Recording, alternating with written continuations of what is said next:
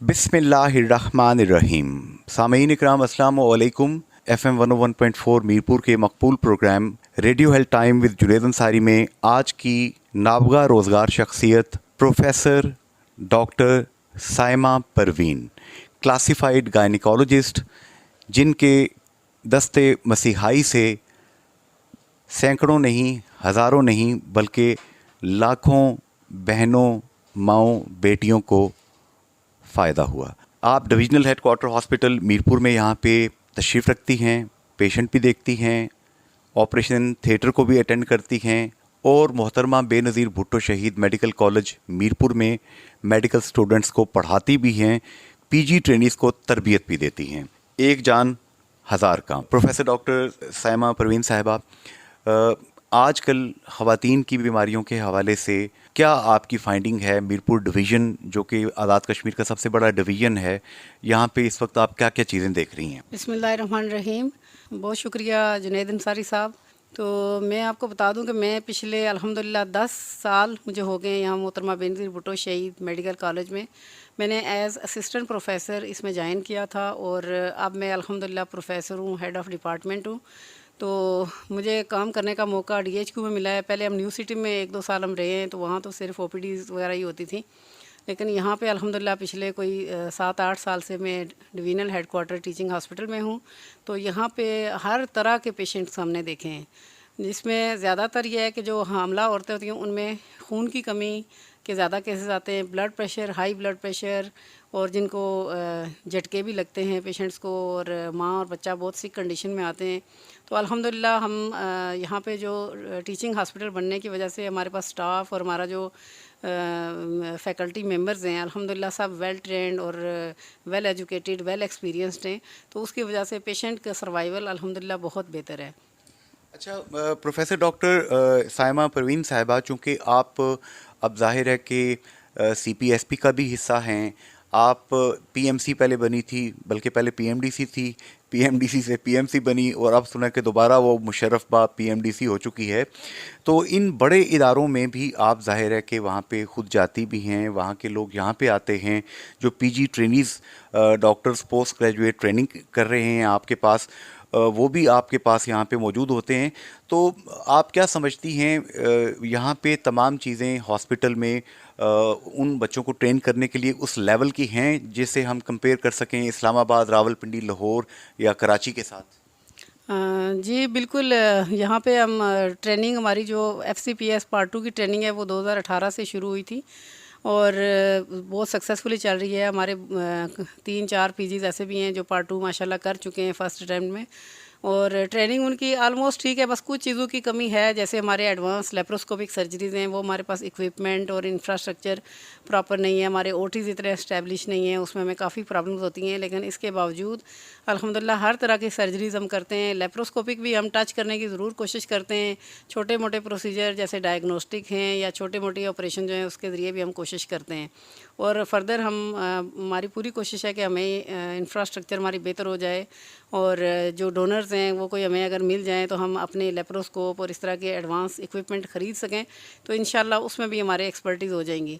बाकी यह है कि PG ट्रेनीज़ को हम सिर्फ ये नहीं कि हम उनको ये स्किल सिखा रहे हैं खाली कि ऑपरेशन कैसे करना है या मरीज़ को कैसे देखना है, बल्कि कम्युनिकेशन स्किल्स पे भी हम उनकी तवज्जो देते हैं और उनकी मेंटोरिंग करते हैं कि जैसे कुछ PGs का रवैया या जो भी यंग डॉक्टर्स होते हैं उनका रवैया पेशेंट्स के साथ उनको पता नहीं होता कि कैसे डील करना है। जो आए दिन कन्फ्लिक्ट्स होते हैं, सारी चीज़ें, तो हम ये सब चीज़ें देख रहे होते हैं। इसमें हम डे टू डे उनकी मेंटोरिंग करते हैं, उनकी काउंसलिंग करते हैं और माशाल्लाह बहुत बेहतरी आती है। बहुत सारे PGs जो शुरू में बहुत उनके मसाइल थे, वो आखिर में जब निकले यहाँ से तो अल्हम्दुलिल्लाह बहुत सक्सेसफुल और बहुत चेंज होके निकले हैं। तो हमारी कोशिश है कि इंशाल्लाह उम्मीद है कि ये मेडिकल कॉलेज है, यूनिवर्सिटी बन जाए और एक्सपेंड करे और यहाँ के लोकल लोगों को बहुत फ़ायदा हो। अभी भी माशाल्लाह मैं सोचती हूँ कि पहले मैं तो चूँकि गवर्नमेंट जॉब नहीं करती थी, तो मुझे ये था कि मैंने मतलब यहाँ की सीट ली है यहाँ से, तो मैंने अपने इलाके के लोगों को सर्व नहीं किया। लेकिन यहाँ जब से मैं मेडिकल कॉलेज में आई हूँ अल्हम्दुलिल्लाह मैंने इतने ऑपरेशन किए हैं, इतने यानी गरीब लोगों के, तो खुशी होती है कि चलो हमने अपने लोगों का हक़ कुछ हद तक अदा किया है और इंशाल्लाह उम्मीद है कि आगे फ्यूचर में भी हम अदा करते रहेंगे। आप नेक माँ बाप की औलाद हैं और जो भी आप अच्छा काम करते हैं, मेरा ये ईमान है कि उसका असर हमारी नस्लों तक आगे ट्रांसफ़र होता है इंशाल्लाह ताला। ये जो आप नेक काम कर रही हैं, लोगों की दुआएं ले रही हैं, गरीब लोग जो आते हैं न जाने लाइन ऑफ कंट्रोल के कौन कौन से इलाकों से, कोई अपनी गाय बेच के आता है, कोई अपनी न जाने जेवर बेच के आता है कि वो अपना इलाज करा सके। अमूमन अमराज निस्वां थोड़े से महंगा इलाज होता है इनका। अल्हम्दुलिल्लाह जब से सेहत कार्ड आया तो मैं समझती हूँ कि लोगों का, जो गरीब लोग हैं उनका बहुत फ़ायदा होता है। और आजकल की महंगाई जितनी ज़्यादा है उसमें हम जैसे लोग जिनकी तनख्वाहें फिर भी कुछ बेहतर हैं, हमें मतलब कोप करना मुश्किल लग रहा है, तो गरीब लोगों का तो क्या ही हाल होगा। तो अल्लाह का शुक्र है कि ज़्यादातर लोगों का सेहत कार्ड बना होता है तो उनका इलाज उस पर हो जाता है। अदरवाइज़ इतना भी प्राइवेट में ज़ाहिर है उनके लिए एक्सपेंसिव है, लेकिन गवर्नमेंट हॉस्पिटल में बहुत ज़्यादा एक्सपेंसिव मैं समझती हूँ कि उनके लिए नहीं है। तो अल्लाह का शुक्र है यहाँ पे तो उनको समझे कि मुफ्त का इलाज उनका तकरीबन हो जाता है। अच्छा, एक प्रोफेसर डॉक्टर साइमा परवीन साहिबा, हेड ऑफ गायनिकोलॉजी डिपार्टमेंट हैं आप डिविजनल हेडक्वार्टर हॉस्पिटल मीरपुर में, और ज़ाहिर है कि मेडिकल कॉलेज में भी आप अपने डिपार्टमेंट की सरबराह हैं। एक चीज़ जो शिकायत पब्लिक में पाई जाती है वो ये कहते हैं जी कि हम सरकारी हॉस्पिटल जाते हैं तो वहाँ पे बिस्तर अवेलेबल बाज़ नहीं होता, वर्कलोड बहुत ज़्यादा है। तो आपके पास इस वक्त ऑक्यूपेंसी कितनी है, और कितनी हो जाए तो आपके लिए आसानी हो सकती है? जी, हमारे पास बेड्स तकरीबन हमारे पास 70 बेड्स हैं हमारे पास गायनी डिपार्टमेंट में। तो आलमोस्ट फिल रहते हैं और अक्सर डबलिंग भी होती है। असल में जब से ये कॉलेज बना और जब से हमारे टीचिंग के लोग आए हैं इसमें, और फिर ऊपर से हमारे पोस्ट ग्रेजुएट ट्रेनीज़ और हाउस ऑफिसर, तो अल्हम्दुलिल्लाह यहाँ पे पेशेंट की मॉनिटरिंग ट्रीटमेंट बहुत ज़्यादा बेहतर हो गई है। चूँकि 24 घंटे में हमारे 5-5, 6-6 डॉक्टर्स ऑन ड्यूटी होते हैं जो डायरेक्ट पेशेंट के साथ कांटेक्ट में होते हैं। तो इसलिए हर बंदे की कोशिश होती है कि वो अपना इलाज इसी सरकारी हॉस्पिटल में ही करवाए।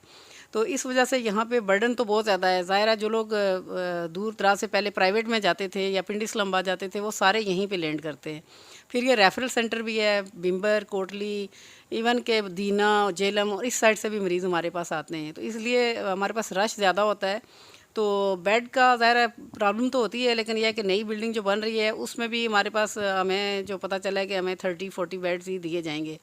तो वो तो हमारे लिए काफ़ी नहीं है, ज़ाहिर है इस पॉइंट को हमने हायर लेवल तक भी उठाया है। तो इंशाल्लाह उम्मीद करते हैं कि कोई इसके लिए वो हल सोचेंगे। तो बाकी है कि अभी जो हम शिफ्ट करने का सोच रहे हैं पुरानी फीमेल मेडिकल वार्ड में, तो उसमें बेड उम्मीद है कि बेड का नंबर कुछ बढ़ जाएगा। तो अच्छा, प्रोफेसर डॉक्टर साइमा प्रवीण साहिबा, इस वक्त जाहिर है कि आपके जो वज़ीर सेहत हैं जनाब निसार अंसर अब्दाली साहब बड़े अच्छे और बड़े काइंड हैं, और वो मैंने देखा है, मेरी उनसे अच्छी मुलाकात है कि वो आपके महकमे के लिए कुछ करना चाहते हैं प्रैक्टिकली।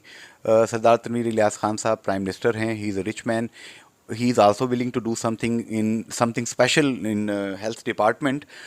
नए जो आपके जनरल ज़हीर साहब तशरीफ़ लाए हैं, सेक्रेटरी हेल्थ डॉक्टर आफ्ताब साहब हैं इस वक्त डीजी हेल्थ, और एमएसपी यहाँ पे जो तशरीफ़ लाए हैं आमिर साहब, ये जो पूरी चेन है ये तो कुछ करना चाहती है। तो आप इनको वर्किंग पेपर बना के दिया आपने कि आपकी ज़रूरियात फौरी तौर पे क्या हैं कि पब्लिक, जिसमें पब्लिक की शिकायतें दूर हो सकें? जी बिल्कुल, हमने मल्टीपल टाइम हमारी मीटिंग्स होती हैं, और पिछले दिनों हमारा एक सेमिनार भी हुआ था जिसमें बैरिस्टर सुल्तान महमूद चौधरी साहब जो प्रेसिडेंट आज़ाद कश्मीर हैं वो भी आए हुए थे। तो उनसे मैंने पर्सनल मतलब वहाँ पे फ़ोरम पे आपने जब मुझे स्पीच का मौका मिला तो मैंने उनसे रिक्वेस्ट भी की थी कि हमारे जो ये इंफ्रास्ट्रक्चर के इश्यूज़ हैं, जैसे हमारा ओटी, हमारे पास सिर्फ 2 ओटीज़ हैं जिसमें हम ज़ाहिर है उसमें हम डेली के हमारे तकरीबन 15 से 20 हमारी सर्जरीज़ होती हैं, तो हम उसमें इमरजेंसी करें या इलेक्टिव करें, तो ये हमारे लिए बहुत ज़्यादा इश्यूज़ होते हैं। तो ये भी मैंने उनसे रिक्वेस्ट की थी कि इक्विपमेंट का हमें इशू है और इंफ्रास्ट्रक्चर का। तो उन्होंने मतलब उनसे रिक्वेस्ट की थी, तो उन्होंने प्रॉमिस तो किया था। इसी तरह जो हमारे हेल्थ मिनिस्टर साहब हैं उनसे भी मैंने एक मीटिंग में रिक्वेस्ट की थी, तो उन्होंने प्रॉमिस किया था कि वो इंशाल्लाह हमारे लिए ज़रूर कुछ करेंगे। तो देखें चीज़ें बेहतरी की तरफ अल्हम्दुलिल्लाह जा रही हैं। अभी हमारी ओपीडी नई जो है ना, मतलब ओपीडी है तो पुरानी लेकिन रेनोवेट हो रही है, तो उम्मीद है कि हम वहाँ पे ज़्यादा हमें स्पेस मिलेगी।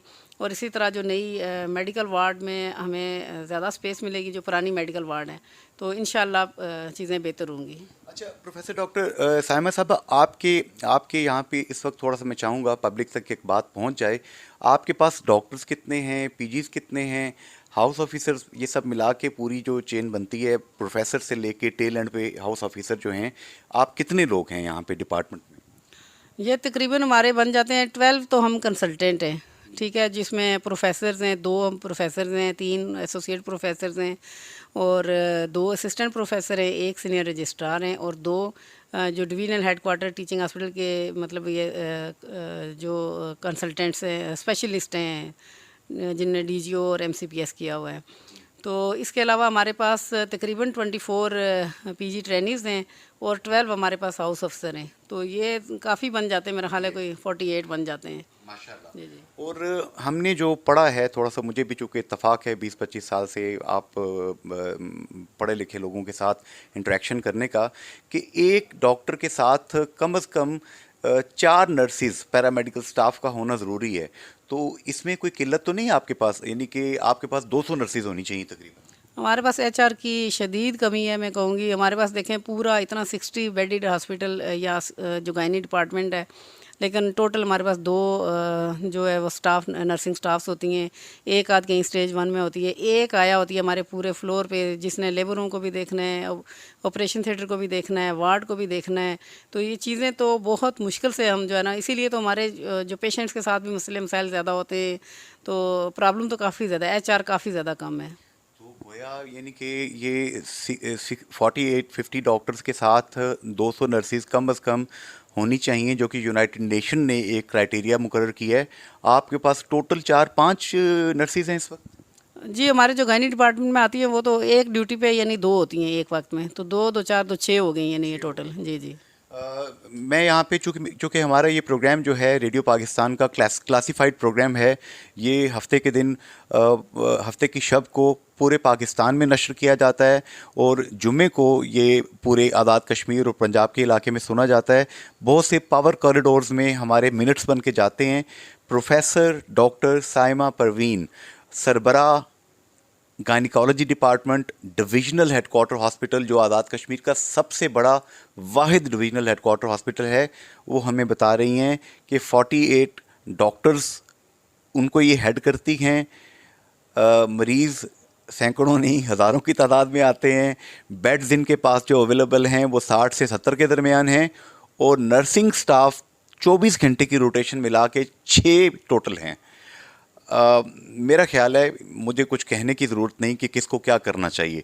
अच्छा, प्रोफेसर डॉक्टर साइमा परवीन साहिबा, ये बताएं कि एक वक्त होता था कि यहाँ पे कोई भी थोड़ा सा ज़रा सेंसिटिव या सीरियस केस होता था, उसे इस्लामाबाद पिंडी रेफ़र कर दिया जाता था। अब क्या ये रेफरल थोड़ा रुका आपके यहाँ पे होने से? अल्हम्दुलिल्लाह, मैं तो कहूँगी कि हमारा रेफरल 0% है अब। तो इसमें सिर्फ हम उन पेशेंट्स को कभी कभार हम रेफ़र करते हैं जो जिस तरह कोई खुदा न खास्ता मेलिग्नेंसी हो, कैंसर हो, और उसके भी सर्जरीज तो अल्हम्दुलिल्लाह हम कर लेते हैं यहाँ पे, लेकिन बाकी जो कीमो रेडियोथेरेपी वगैरह के लिए उनको रेफ़र करना पड़ता है। तो अदरवाइज़ सब किस्म के केसेस हम यहाँ पे डील करते हैं। जिनको वेंटिलेटर की ज़रूरत होती है वो भी यहाँ पे ट्रीट करते हैं। कोई अगर अपनी मर्ज़ी से कहीं से जाना चाहे तो उसका हम कुछ कह नहीं सकते, लेकिन मेजॉरिटी हम 99.9% मैं कहूँगी कि हम यहाँ पे ट्रीट करते हैं अल्हम्दुलिल्लाह। माशाल्लाह। बैरिस्टर सुल्तान महमूद चौधरी सदर आज़ाद कश्मीर की हमशीरा तशरीफ़ लाई थी और she was very friendly and kind to you. I have personally witnessed, मैंने खुद देखा। तो उनको भी आप थोड़ा सा कान भरती ना कि अपने भाई से कहें कि यहाँ पे ये आम लोगों के लिए, गरीबों के लिए कुछ कर जाएं। जी, उनके साथ बल्कि बहुत अच्छा मेरा वक्त गुजरा और एक्सपीरियंस भी बहुत अच्छा है। तो उनको मैंने पूरा ये विज़िट कराया था, सारा हमारा ओटी वार्ड और सारी चीज़ें वो देख के गए थे। तो उस वक्त फिर थोड़ा सा यही प्लान बना था कि जो न्यू बिल्डिंग है उसमें हमें स्पेस दी जाए तो गायनी को उधर शिफ्ट किया जाए, लेकिन वो प्रैक्टिकली बाद में फिर पॉसिबल नहीं हो सका।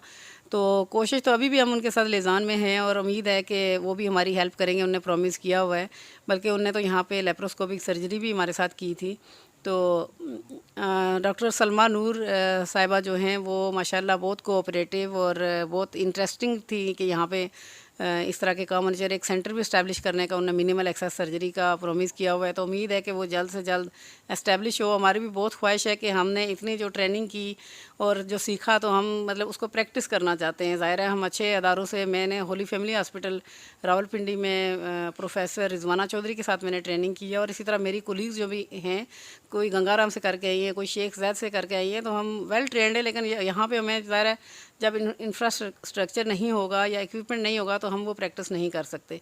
फिर भी हम अपनी कैपेसिटी में पूरी अपनी तरफ से भरपूर कोशिश कर रहे हैं जो हम कर सकते हैं। अच्छा, प्रोफेसर डॉक्टर साइमा परवीन साहिबा, आपने डॉक्टर रिजवाना, प्रोफेसर रिजवाना चौधरी साहिबा का नाम लिया, हमारी भी उनसे बड़ी मुलाकात रही। सईदा बतूल होती थी, डॉक्टर गजाला होती थी, ये बड़े बड़े लोग जो थे। एक वक्त था कि पिंडी इस्लामाबाद के अंदर तूती बोलता था उनका, अब भी उनको बहुत इज़्ज़त से देखा जाता है। टेस्ट ट्यूब बेबीज़ का भी वहाँ पे जो है सिलसिला शुरू हुआ था। क्या आप मीरपुर में भी ये चीज़ यहाँ पे DHQ में इस चीज़ के लिए काम कर सकती हैं? जी बिल्कुल, हम तो बड़े शौक़ से करना चाहेंगे, लेकिन यही है कि अगर चीज़ें हमें अवेलेबल हों, हमें इंफ्रास्ट्रक्चर हो और सारी जो फैसिलिटीज़ हैं वो अवेलेबल हों, तो हम तो खुश हैं कि हम तो करना चाहते हैं।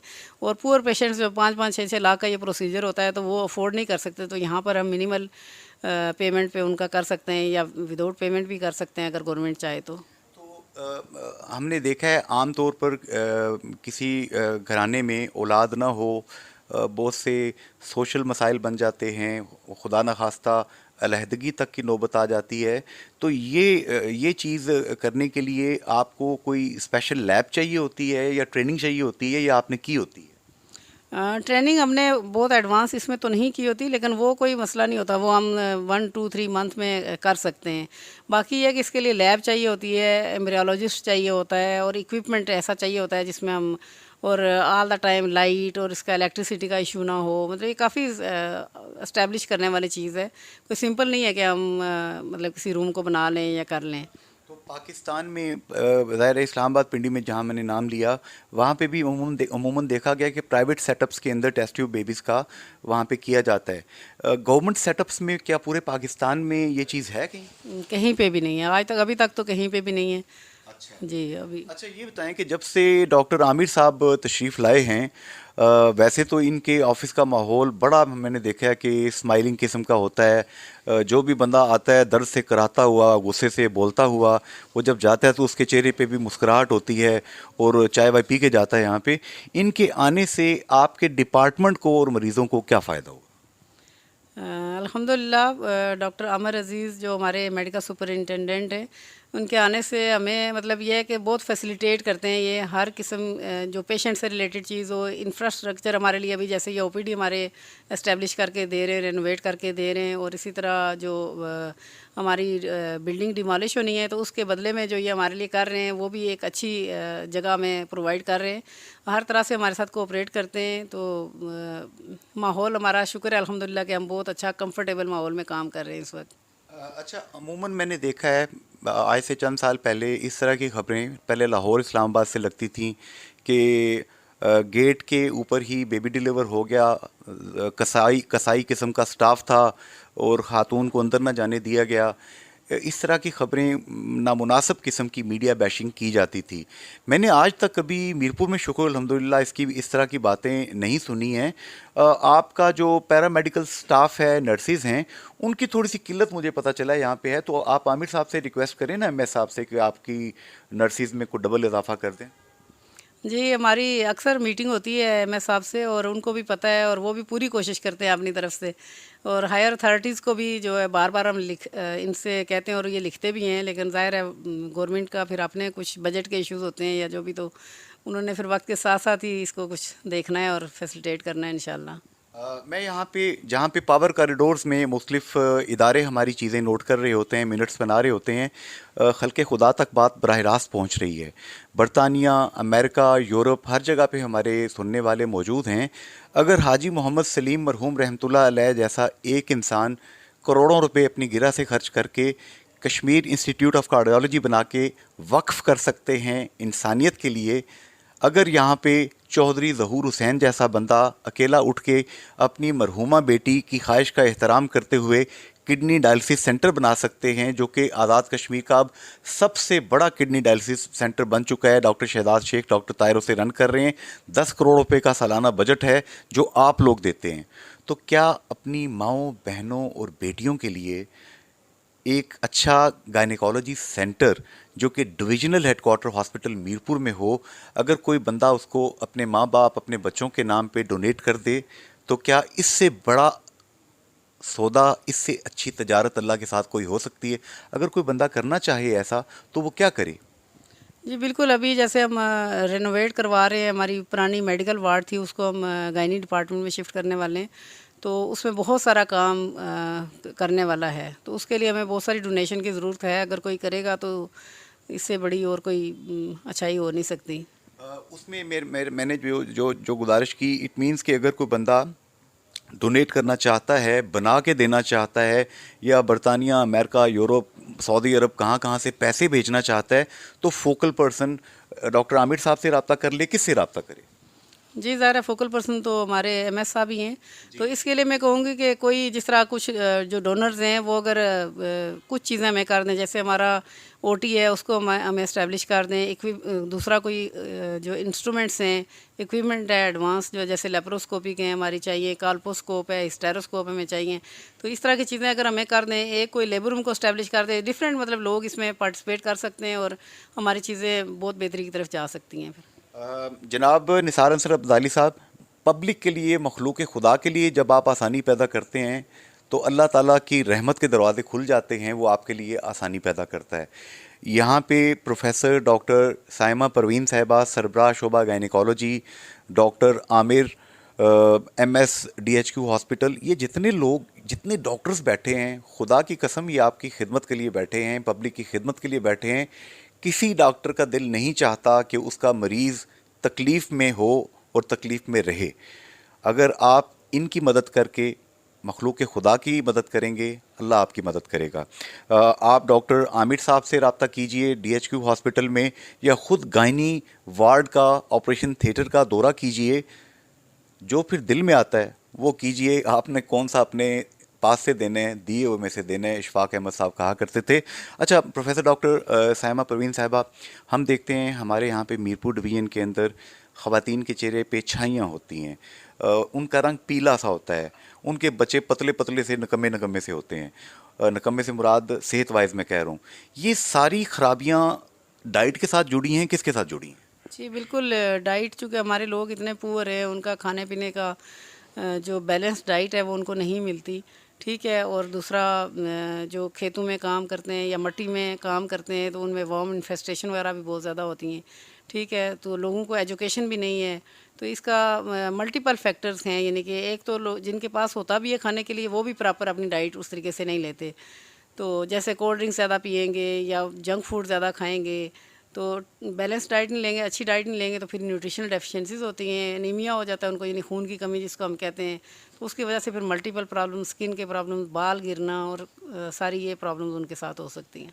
थोड़ा सा ज़रा मुझे भी और तमाम सुनने वालों को, माएँ बहनें बेटियां न जाने कहाँ कहाँ इस वक्त पूरे पाकिस्तान में, पूरे कश्मीर में आपको सुन रही हैं, ये जो बैलेंस डाइट होती है या जिससे खून बनता है, ये महंगी चीज़ें होती हैं या सस्ते सोर्स भी अल्लाह ताला ने को पैदा किए हैं इसके लिए?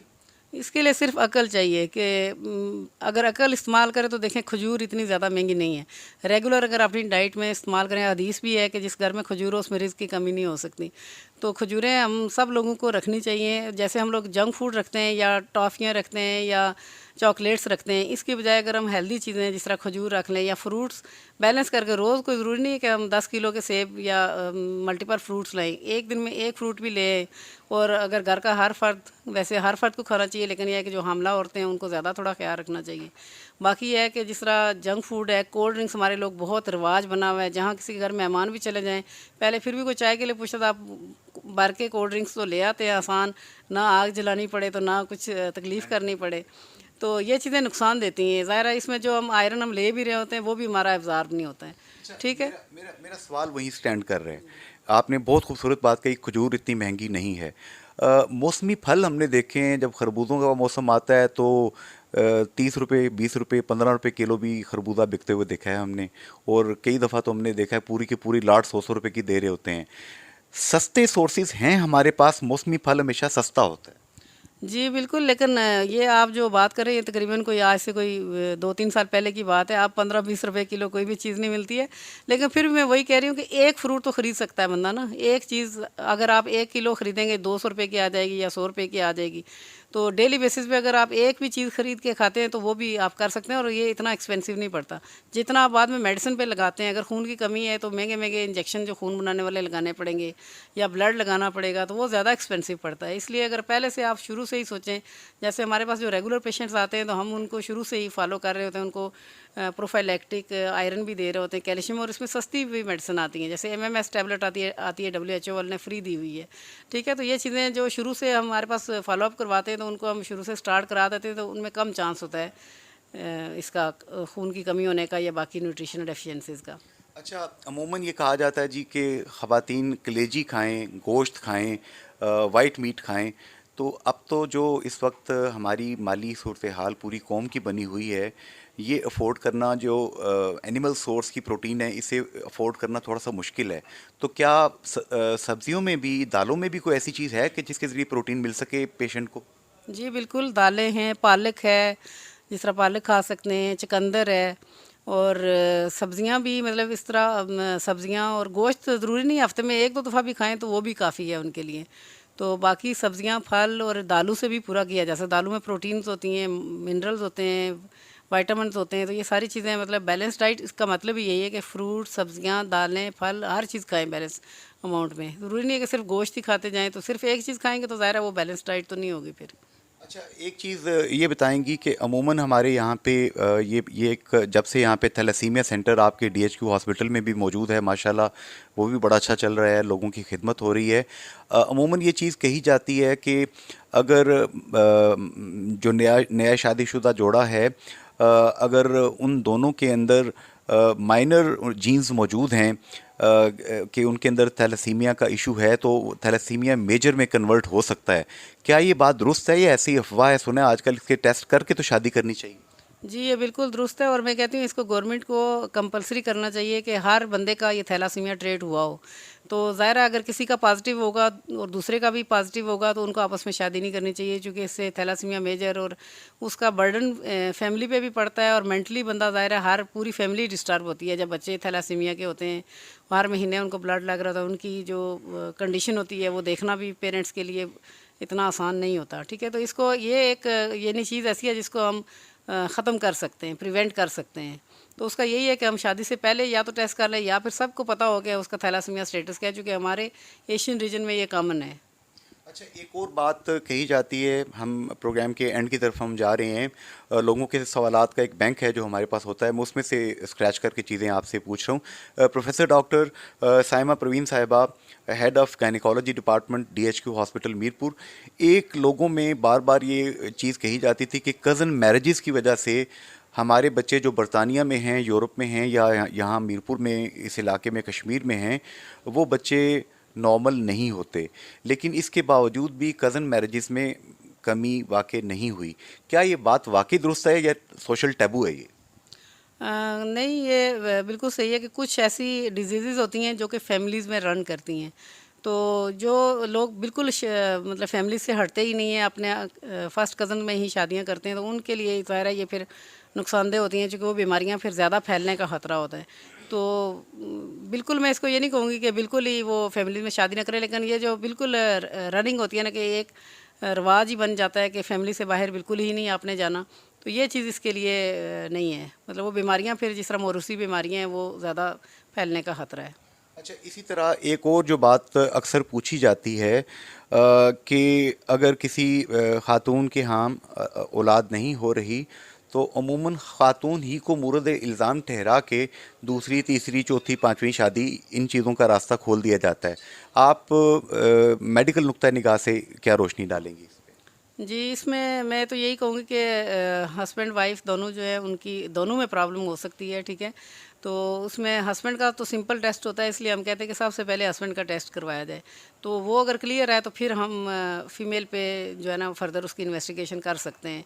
तो ऐसा नहीं है। और फिर कुछ लोगों का ख्याल होता है कि एक बार अगर बच्चा हो गया है तो खामन में फिर दोबारा से उसमें कोई प्रॉब्लम नहीं हो सकता, क्योंकि एक दफ़ा जो वो बाप बना है तो फिर दोबारा कैसे उसमें प्रॉब्लम हो सकती है। तो ऐसी बात नहीं है, औरत भी तो एक दफ़ा माँ बनी है अगर, तो उसमें दोबारा बच्चे नहीं होते। इसी तरह मर्द में भी प्रॉब्लम हो सकते हैं, जैसे डायबिटीज़ है, जैसे कोई उसके स्टोमक के प्रॉब्लम्स हैं, कोई कोई मेडिसिन ऐसी खा रहा है तो प्रॉब्लम्स हो सकते हैं। इसलिए इसमें एजुकेशन की बहुत ज़रूरत है कि दोनों मियाँ बीवी दोनों को इन्वेस्टिगेट होना चाहिए। दोनों में प्रॉब्लम हो सकती है तो दोनों के मसले मसाइल को देखना चाहिए। प्रोफेसर डॉक्टर साइमा परवीन साहिबा, आप सरबराह हैं gynaecology department divisional headquarter hospital Mirpur में। मुझे आखिर में ये बताइए कि आपके पास यहाँ पर ओपीडी रोज़ाना कितने लोग एवरेज आते हैं, मंथली कितना बोझ है, और सालाना कितने पेशेंट आपके पास रिपोर्ट करते हैं, माएँ बहनें बेटियाँ, कितनी तादाद है उनकी? हमारे पास ओपीडी जो है वो डेली तकरीबन 150 टू 200 तक हमारी ओपीडी होती है। और हमारे जो मंथली हमारी जो डिलीवरीज़ और सिजेरियन होते हैं वो आलमोस्ट 400 टू 500 के बीच में हैं। तो इसमें हमारे जो है ना गायनेकोलॉजिकल सर्जरी भी तकरीबन 30-40 तक पहुंच जाती है मंथली। ठीक है, जो मेजर ऑपरेशंस होते हैं उसके। बाकी हमारे सिजेरियन ज़्यादा होते हैं यहाँ पे, चूँकि ये रेफरल सेंटर है। यहाँ पे बिम्बर, कोटली और आगे पीछे से भी रेफ़र होके आते हैं। तो नॉर्मल डिलीवरीज़ भी, यानी हमारा 50-50 तकरीबन हमारा रेशियो है नॉर्मल डिलीवरी और सिजेरियन का। तो आपकी बात से मैं ये समझा कि अगर 150 से 200 के दरमियान आपकी डेली ओपीडी है तो महीने का 6000 आपके पास लोग यहाँ पे ख़वातीन यहाँ पे आती हैं, और साल का ये बन जाता है तकरीबन 70 से 80 हज़ार। और आप बता रही हैं कि 40 से 50 आपकी सर्जरीज़ होती हैं वीकली, तो मंथली फिर ये तकरीबन 200 सर्जरीज़ बन जाती हैं। और अगर इसको हम राउंडिंग ऑफ डेटा करें तो सालाना तो ये हज़ारों आप यहाँ पे सर्जरीज़ कर रही हैं। जी बिल्कुल। तो यही अगर हम यही बोझ अगर हम कन्वर्ट करें इसको दूसरे मानों में कि 50,000 60,000 रुपए की ऑपरेशन जो है प्राइवेट में हो रहा है, तो ये आप लोगों को यहाँ पे फ्री कर रहे हैं। जी बिल्कुल फ्री कर रहे हैं, बिल्कुल। तो अगर आप कोई ऐसा प्रोग्राम भी लॉन्च कर दें कि एडॉप्ट चाइल्ड, जैसे अलखिदमत फाउंडेशन वाले करते हैं, एडॉप्ट गायनी वार्ड, इसके साथ साथ एडॉप्ट द पेशेंट्स, ऐसा भी तो किया जा सकता है ना? मतलब वो पेशेंट्स के एक्स्ट्रा बोझ है जिनका थोड़ी बहुत दवाई जिनकी लगती है, लेकिन वो भी वो अफोर्ड नहीं कर सकते हैं, 2000 4000 8000 10,000, तो अडॉप्ट किया जा सकता है। वो भी एक फ़ंड जो है हम यहाँ पे पूल कर सकते हैं। जी बिल्कुल कर सकते हैं। और इसमें हम कई दफ़ा जो पेशेंट्स ऐसे पूर होते हैं तो उनको हम खुद अपनी जेब से भी मतलब करते हैं, हेल्प आउट कर देते हैं सारे थोड़ा बहुत जमा करके, तो उनको कर देते हैं। जैसे किसी का सीटी स्कैन हो करवाना हो, अफोर्ड ना कर सकता हो, तो कुछ हम अपनी तरफ से भी कर देते हैं। कुछ हमारा सेहत कार्ड और ये जो मुस्लिम हैंड्स वाले हैं ये भी हेल्प आउट कर देते हैं इस तरह के पेशेंट्स को। तो अगर कोई बंदा आपको वार्ड भी आपका अडॉप्ट कर लेता है, कोई बंदा ये भी कह देता है जी मेरी तरफ से आप 10 लाख 20 लाख रुपया आप रख लें, और जो भी गरीब बंदा है उसे आप, गरीब खातून है उसे आप मेरी तरफ से आप फ्री ऑफ कॉस्ट चीज़ दे दें, तो ये काम आप कर सकते हैं? इसको आप मैनेज यहाँ करना आसान है आपके लिए? जी बिल्कुल, हम एडमिनिस्ट्रेशन के साथ मिलके तो ये कर सकते हैं इजीली, कोई इशू नहीं। आखिर में मैं आपसे पैगाम लेना चाहूँगा वो तमाम लोग, वो तमाम फैमिलीज जो कि आपको सुन रहे हैं। हमने जैसा कि सुना है कि एक अगर कोई लड़का तालीम हासिल करता है तो उसका फ़ायदा सिर्फ उसी को होगा, लेकिन एक बेटी तालीम हासिल करती है तो वो नस्लों तक उसके फ़ायदे जाते हैं। तो एक सेहतमंद बेटी जो है, एक सेहतमंद माँ जो है, वो पूरे ख़ानदान को क्या क्या दे सकती है? मैं चाहूँगा public service message professor doctor Saima Parveen साहिबा आप दें। इसमें मैं जो समझती हूँ कि अब बेटे और बेटी का जो डिफरेंस है ना वो ऑलमोस्ट ख़त्म हो गया है। इवन गरीब जो लोग हैं वो भी बेटी को उतना ही टाइम देते हैं या उतना ही फ़ोकियत देते हैं जितना वो बेटे को देते हैं। लेकिन चंद जगहों पे शायद अभी भी ये चीज़ प्रैक्टिस हो रही होगी, लेकिन बेटियां मैं कहूँगी कि ज़्यादा काम आती हैं। आखिर में वालिदैन जब बूढ़े हो जाते हैं तो उनकी खिदमत के लिए बेटियाँ ही आगे आती हैं।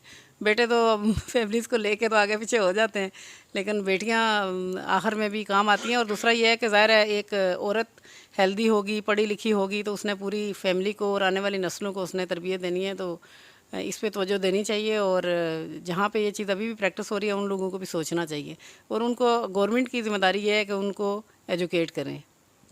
मैं प्रोग्राम को इस पॉजिटिव नोट पे कंक्लूड करूंगा कि जैसा कि प्रोफेसर डॉक्टर साइमा परवीन साहिबा सरबराह शोबा gynaecology divisional headquarter hospital Mirpur, जो कि आज़ाद कश्मीर का वाहिद और सबसे बड़ा हॉस्पिटल है, इस इदारे को अडॉप्ट कीजिए।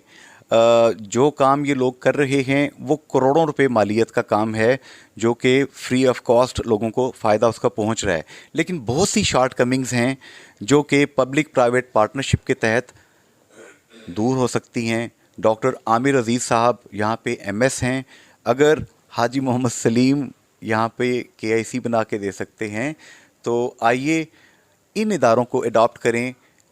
हेल्थ एंड एजुकेशन, ये दो हमारी प्रायोरिटीज़ होंगी तो इंशाल्लाह ताला हमारा फ्यूचर बेहतर होगा, वरना प्रॉब्लम होगा। अल्लाह सब के हाल पे रहम फरमाए। फ़ी अमान अल्लाह, हाफ़िज़ एंड गुड बाय।